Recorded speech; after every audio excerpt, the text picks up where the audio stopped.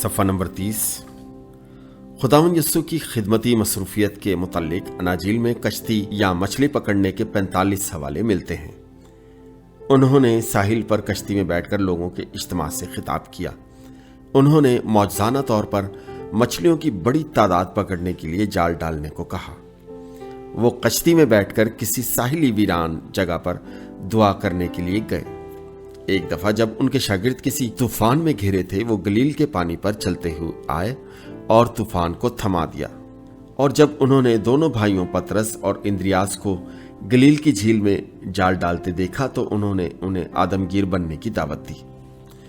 خداوند فرماتا ہے کہ آخری دنوں میں ایسا ہوگا کہ میں اپنی روح میں سے ہر بشر پر ڈالوں گا، اور تمہارے بیٹے اور بیٹیاں نبوت کریں گی، اور تمہارے جوان رویا اور تمہارے بڈھے خواب دیکھیں گے۔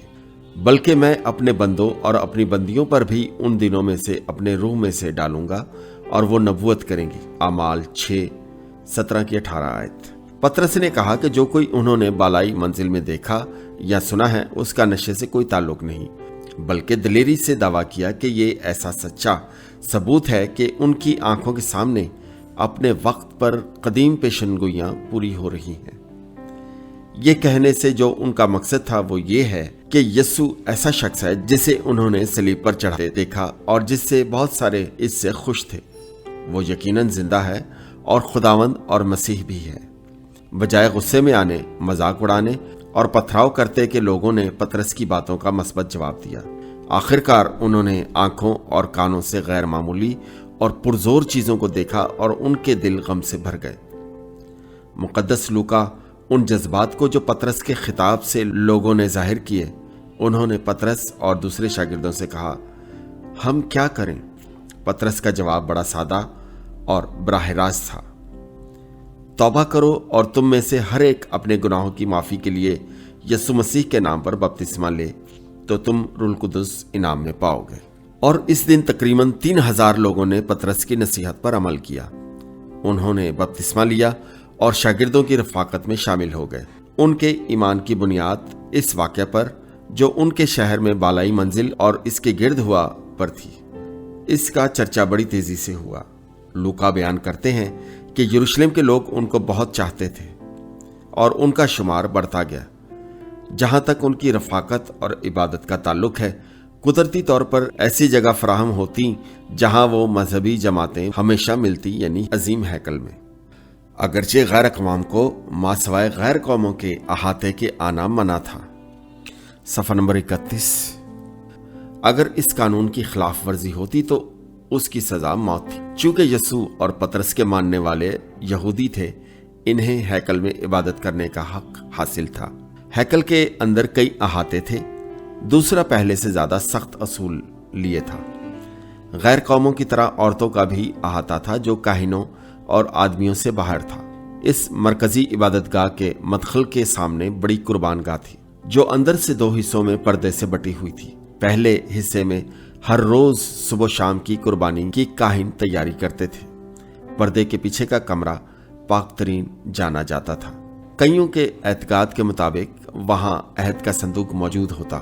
صرف سردار کاہن کو، اور وہ بھی سال میں ایک بار، اجازت تھی کہ وہ اس پردے سے ہو کر جو پاک ترین کو الگ کرتا تھا داخل ہو سکتا تھا۔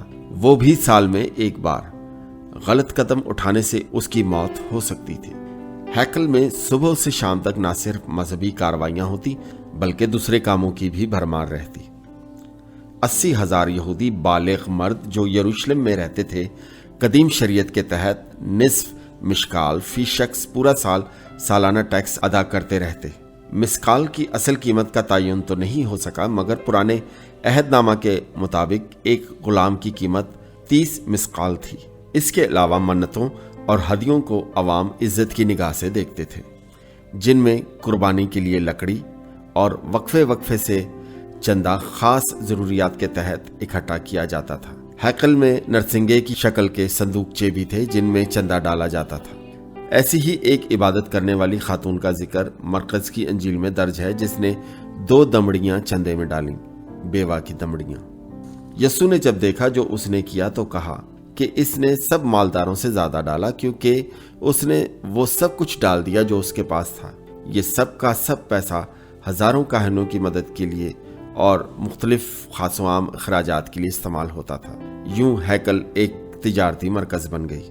بینکر اپنا سرمایہ ہیکل میں رکھنے لگے۔ مکابین کی چوتھی کتاب پیسوں کے محفوظ رکھنے کے لیے شخصی مفاد کا ذکر کرتی ہے۔ ہیکل میں تجارت مذہبی رسومات کی امداد کے لیے کافی بڑھی، خاص کر قربانی کے جانوروں کے ضمن میں جو ہر روز بیلوں، بچڑوں، بھیڑوں، بکریوں اور پرندوں کو احاطے میں بیچنے سے ہوتی تھی۔ بہت سارے جانور ہیکل میں قربانی کے لیے لائے جاتے اور یوں ان مویشیوں کی صنعت یروشلم کے ارد گرد اسی مقصد کے لیے مختص کی گئی۔ ہزاروں کاہنوں اور ان کے ساتھ لاوی، محافظ اور ان کے معاون اور دوسرے میزبانوں کی اس کام کو چلانے کے لیے ضرورت تھی۔ صفحہ نمبر 32۔ ہر ایک کاہن ایک ہفتے کے لیے ہیکل کی خدمت انجام دیتا۔ اس طرح 700 کاہن ایک ہفتے میں 24 گھنٹے اپنی باری پر متعین کیے جاتے۔ یوں یروشلم میں 18,000 کاہن اس روٹین میں شامل ہوتے۔ ہر سال میں ایک ہفتے کی خدمت کے دوران ان کو یہ حق تھا کہ جانوروں کی قربانی میں سے کچھ اپنے لیے رکھتے، خاص کر کھال، جسے بیچ کر کاہن کی آمدنی میں اضافہ ہوتا۔ قدیم شریعت میں ان کو یہ بھی حق حاصل تھا کہ وہ اپنی آمدن کے اضافے کے لیے چندہ اکٹھا کر سکتے تھے، مگر بہت سارے کاہن غربت کی زندگی گزار رہے تھے۔ اگرچہ کلام مقدس میں ٹیکس اور ہدیوں کا دینا تھا، لیکن سب ادا نہیں کرتے تھے، اور کاہنوں کی تنخواہ کے علاوہ اور بہت سارے اخراجات تھے۔ قربانیاں صبح سویرے شروع ہو جاتی تھیں، جس میں کاہن سفید کتاناور کمر بند جو قرمزی، بینجنی اور نیلے پھولوں سے مزین ہوتا، برے کو ذبح کرتا۔ قربانی کی رسومات سارا دن جاری رہتی۔ کچھ نجی پیسے کے اصراف سے ہوتی، جنہیں افراد یا گھرانے والے روحانی خوشنودی کے لیے شکرانے کے طور پر دیتے یا مذہبی قسمیں پوری کرتے۔ دوسرا برہ شام کو پورے کا پورا اقوام کی طرف سے قربان کیا جاتا۔ یہ روزانہ عبادت کے اختتام پر ہوتا۔ اگرچہ رسومات بڑے احترام سے کی جاتی، مگر ہزاروں آدمیوں کے کام کرنے اور میزبانوں کے جانوروں کے باندھنے اور سورج سے کان پڑی آواز سنائی نہ دیتی۔ سوختنی قربانیوں سے دھوئیں کا اٹھنا، خوشبو کا پھیلنا، لکڑیوں کا چٹکنا اور گوشت کا جلنا اور ہڈیوں کا ٹرکنا اور بالوں کا جلنا سارے شہر میں چھایا ہوتا، اور جانوروں کے نرخرے کاٹنے سے خون کا بے حد بہنا اور سب کا اوپر اور نیچے زمین پر اخراج ایک عظیم سسٹم تھا۔ مذبوحہ خانہ ہونے کے باوجود یا شاید اس کی وجہ سے ہیکل کا ماحول بڑا خوشگوار تھا۔ اس میں تجسس یا خوشی پائی جاتی تھی۔ تمام عمر کے زائرین جو پیدل آئے تھے خوش اور تھکے ہوئے تھے، اوروں سے مل رہے تھے، اپنے عزیزوں سے ملاقات کر رہے تھے اور شہر میں اپنے خیمے لگا رہے تھے، گا رہے تھے، دعا کر رہے تھے اور بعض خوشی کے آنسو بہا رہے تھے۔ اس زیارت کے دوران فصح اور موسم بہار کی فطیری روٹی کی عید اور اس کے 7 ہفتے بعد عید پینتیکوست ہونے والی تھی، اور موسم خزاں میں عید خیام تھی، جہاں یروشلم میں 2 لاکھ زائرین آئیں گے اور سب کے سب ہیکل میں قربانی گزارنے کا فرض ادا کریں گے۔ اسی دوران گانے والے گائیں گے اور بجانے والے بجائیں گے۔ ہنگامہ آرائی دیکھنے یا عبادت گزاروں کو دکھانے کے لیے علماء، سپاہی، تاجر، فقیر، ٹورسٹ، نبی اور گروہ کٹ اسی ہیکل کے قریب روزانہ دھکم پیل کر رہے ہوتے۔ اس جگہ کو کوئی بھی جدید عالم یہودیوں کا لندن کا ہائیڈ پارک کہے گا۔ صفحہ نمبر 33۔ دوپہر کو پطرس اور یوحنا اور دوسرے، جنہیں ابھی کوئی مسیحی نہیں کہتا تھا اور نہ ہی کوئی اعلیٰ ارباب ہیکل سے خائف یا متنفر سمجھا جاتا تھا، وہ 35 ایکڑ محیط ہیکل کے اس کمپلیکس میں اس لیے آئے کہ دوسرے یہودیوں کے ساتھ عبادت کریں۔ اس مدخل پر جو خوبصورت دروازہ کہلاتا تھا، ان کے گرد چند بھیک منگے اکٹھے ہوئے۔ ان میں ایک لنگڑے نے بھیک کا سوال کیا۔ یروشلم کی کافی آبادی کا گزارا سخاوت پر ہی تھا، اور ہیکل ہی وہ مقام تھا جہاں غریبوں کو عموماً اور خصوصاً امداد دی جاتی تھی۔ پطرس نے اس فقیر کی نیت کو غور سے دیکھا اور اس کو جانا پہچانا سا پایا۔ یہ آدمی لگ بھگ 40 سال کا ہوگا اور چل نہیں سکتا تھا۔ اس کے دوست اس کو اٹھا کر ہیکل کے دروازے پر بٹھا دیتے تھے मगर आज उसके मांगने में एक खास मायूसी की रमक थी। यूहन्ना भी खड़े होकर उसको देखने लगा। अचानक पतरस बोल उठे, हमारी तरफ देखो। आदमी बड़ी जाफशानी से बैठने की कोशिश करने लगा और उस उम्मीद से कि उसे बड़ी बख्शिश मिलने वाली है, मगर पतरस ने बड़े उम्दा अल्फाज कहे, सोना चांदी तो मेरे पास नहीं, मगर जो कुछ है तुम्हें दिए देता हूं। यीशु नासरी के नाम में चल फिर। ये कहते ही इसने अपना दाहिना हाथ पकड़ा और उसको उठा लिया। मुसन्निफ लूका, जो एक तबीब था, बयान करते हैं कि फिर इस आदमी का क्या बना। फौरन उसके घुटने और पांव मजबूत हो गए और वो अपने पांव पर खड़ा हो गया। पहले तो उसने रुक रुक कर इस बात का जायजा लिया और फिर वो चलने कूदने और खुदा की हम्द करने लगा। और ये सब कुछ हैकल के अहाता में भीड़ के सामने हुआ। वो आदमी जिसने अपनी काफी जिंदगी दरवाजे पर मांगने में गुजारी थी, हैकल के दयानतदार लोग उसको जानते थे, जिसे अब उन्होंने बच्चे की तरह कूदते हुए देखा। ये तो हैरत अंगेज था। जब पतरस और यूहन्ना हैकल में, जिसका सुनहरी गुंबद धूप में चमक रहा था, दाखिल होने लगे तो वो शख्स जज्बात से मगलूब होकर उनसे लिपट गया। शागिर्द उसे भीड़ में से जो इस जगह आ रही थी शामिल होकर मदखल के दरवाजे पर वसी सीढ़ियों पर आ गए, जहां हैकल में आने वाले ने हैकल में अपना काम खत्म कर लिया था और मगरिब की जानिब छोटे गेट से निकल रहे थे। पतरस और यूहन्ना तो इबादत की गरज से हैकल में आए थे, मगर इस वाकया की खबर की सुनने वाले बहुत सारे लोग उनके गिर्द जमा हो गए। वो इस जगह, जो सुलेमान का बरामदा कहलाता है, पहुंच गए, जहां तमाशाइयों की भीड़ की वजह से आगे ना जा सके। एक दफा फिर पतरस ने हालात को संभाला देते हुए इन हैरान लोगों से कहा, तुम क्यों ताज्जुब करते हो और हमें क्यों देख रहे हो? गोया हमने अपनी कुदरत या दीनदारी से इस शख्स को चलता फिरता कर दिया। इब्राहिम, इसहाक और याकूब के खुदा, यानी हमारे बाप दादा के खुदा ने अपने खादिम यस्सू को जलाल दिया। इसी के नाम ने इस ईमान के वसीले से जो इसके नाम पर है, इस शख्स को मजबूत किया, जिसे तुम देखते हो और जानते हो। सफ़ा नंबर 34। बेशक इसी ईमान ने इस ईमान के वसीले से ये कामिल तंदुरुस्ती तुम सबके सामने उसे दी। बस तौबा करो और रजू लाओ ताकि तुम्हारे गुनाह मिटाए जाएं। इस हंगामा से हैकल के अरबाब इख्तियार का ध्यान इधर गया।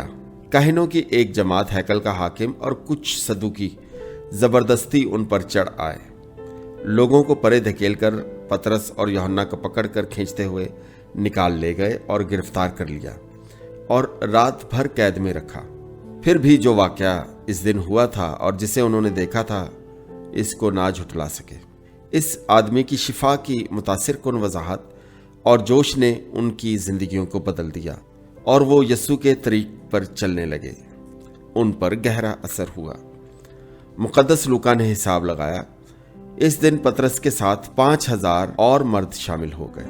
अगले दिन सरदार काहिन हननिया ने कौंसिल के 70 अराकीन को इकट्ठा किया, जो सनहेड्रिन कहलाती है, ताकि इनके दरमियान मुदाखलत का सद्देबाब किया जाए।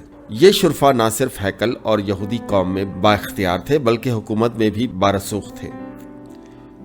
उनको यहूदी शरीयत के नफाज का हक हासिल था, जहां हतमी अपील की जा सकती थी। इसके अलावा उनको सिविल और फौजदारी मामलात का भी इख्तियार था।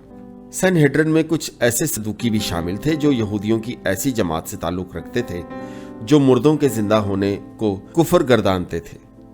ये इस शरीयत के मुताबिक था जो उन्हें मूसा की मार्फत मिली थी।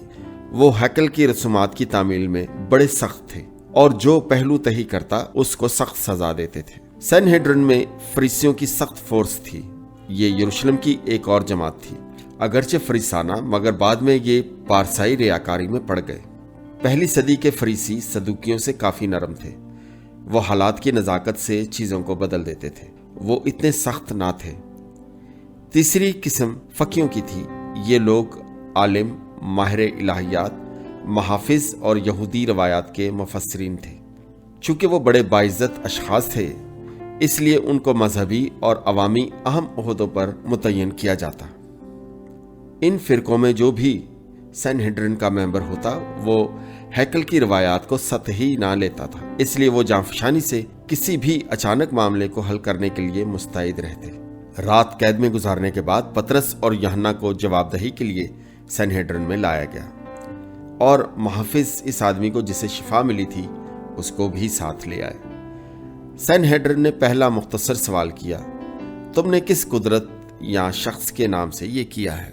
एक दफा फिर पतरस ने इस मौका पर दिलेरी का मुजाहरा किया, अगर आज हमसे इस एहसान की बाज़पुर्स की जाती है जो एक नातवा पर हुआ कि वो क्यों कर अच्छा हो गया, तो तुम सब और इसराइल की सारी उम्मत को मालूम हो कि यीशु मसीह नासरी, जिसको तुमने मसलूब किया और खुदा ने मुर्दों से जिलाया, इसी के नाम से ये शख्स तुम्हारे सामने तंदुरुस्त खड़ा है। सफ़ा नंबर 35।